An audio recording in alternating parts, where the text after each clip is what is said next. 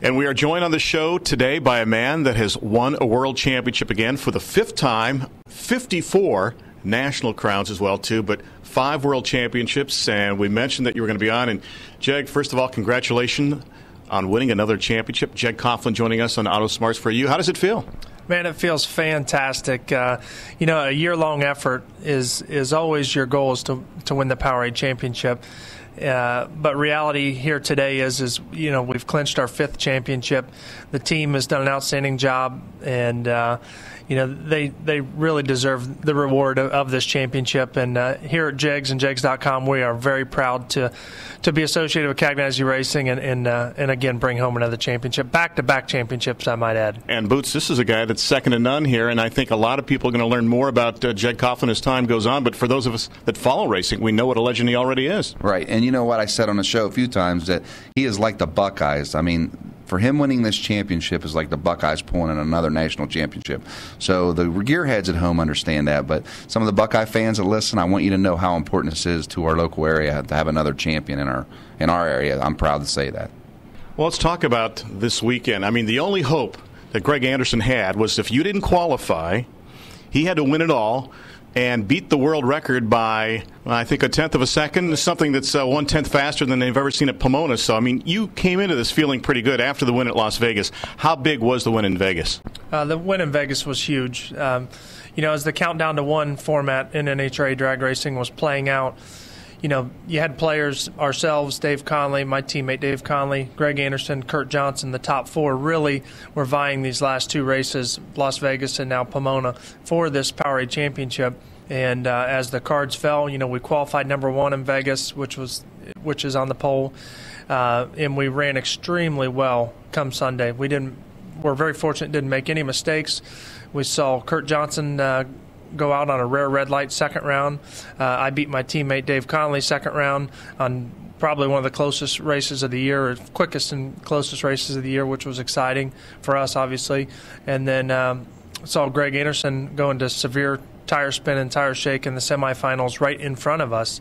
So when we saw him get beat to Greg Stanfield in the semis, we knew any round we could put from here forth was going to further drill that nail in the coffin and keep him out of championship hopes. And we were able to get by a really tough top 5 car, Alan Johnson, in the semifinals and come back and beat Greg Stanfield in the final. We're talking with Jeg Coughlin on Auto Smarts for You. He brought up red light. I was the king.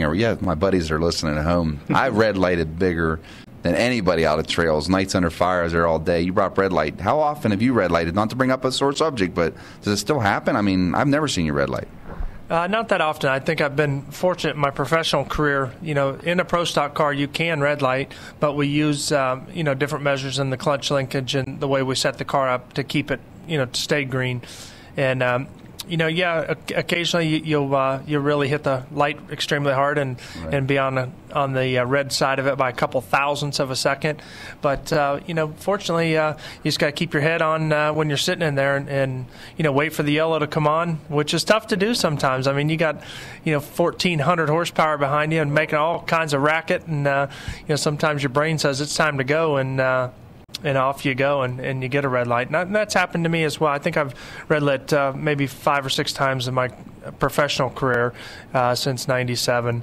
Jimmy Johnson is going for the trifecta later on today. And I've got to ask you, 5 world championships, not to be smug, but do you look for new challenges after winning something 5 times, or do you still love it as much as you did when you won the first time? No, I still love the drag racing as much as I have in the late 80s when I got my driver's license and went to national trails and raced my street car, my dad's street car, my brother's street car, whatever they'd let me take, I would take it and run it on the weekends.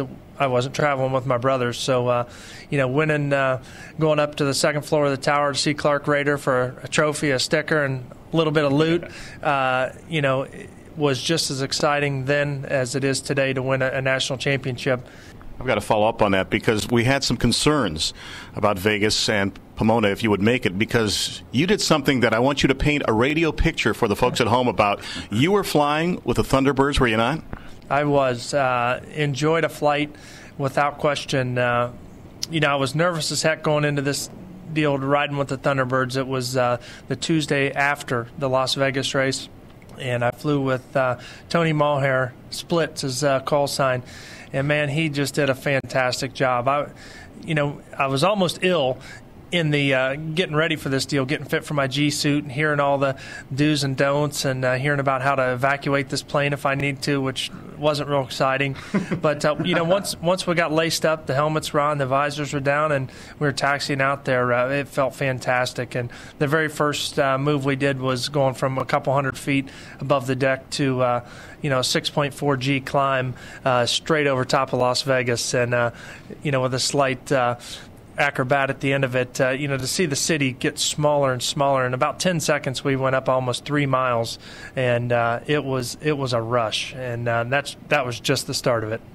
So what's scarier? I mean, the G-forces in a plane, in a jet, or the G-forces in your race car when you're going through the finish line? Well, I got to tell you, in pro stock, our most amount of G's is at the starting line. We pull about just under 4 G's in the first second and a half of the run, so that's fantastic. If the car's going straight, it's almost uneventful. When it's not going straight, that's when the driver does what he does, right? But, hopping in the F-16, the Thunderbird's F-16, that was scarier. Much, much more scary. I was not in control, nor do I want to be in control of an F-16. But I was just amazed at how smooth the flight was. And lastly, we did a quick flyby Nellis Air Force Base. And on the loop back around, we're over top of the speedway and over top of the Las Vegas drag strip. He tipped the wing over. We're probably halfway over and not quite inverted. And makes the comment, "Hey, there's your office. What do you think?" And I thought that was pretty cool. Knowing that we just had one remarkable weekend there, and that he was acknowledging that. Let me ask you this. We've talked about you as a driver and as a stunt flyer apparently as well too. But let's talk to you about your social responsibility here in Central Ohio. You've done something that gets overlooked by a lot of people. You've set up a foundation. JEGS has their own foundation, Racing for Cancer Research. Can you touch on that for a second, what that's all about and what it means to your family and to the folks here in Central Ohio? Yeah, sure. We started the JEGS Foundation in 2003 officially, and we kicked it off at the Mac Tools Gator Nationals down in Gainesville, Florida. We had an on-site physician come in, had a mobile unit, and did PSA tests for men checking for prostate cancer. And but we started the foundation, as a family foundation, a way for us as a family to accumulate profits from business earnings, from race earnings, and our goal with the foundation was just the tagline, Racing for Cancer Research. And goal is to try and put funds in the correct direction to prevent cancer. And it's almost that simple. We've been very fortunate to be teamed with one of the best comprehensive cancer centers in the world right here in Columbus, Ohio. The Ohio State University and James Cancer Center. It's a phenomenal program that they run, and we're proud to be a part of it. And we've accomplished quite a bit in a very, very short period of time. Well, Boots, I guess we can go ahead and flip that number over from 4 to 5 world championships, and congratulations to Jag for what he has done. He is the man, and again, I'm proud he's a local guy, and look him up online, look at their website. JEGS is a great company. I've been buying all my parts there for years. I think I've paid for part of his car buying with my Pro Street car, but yeah, thank you and great job. Thank you. Glad being on the show again.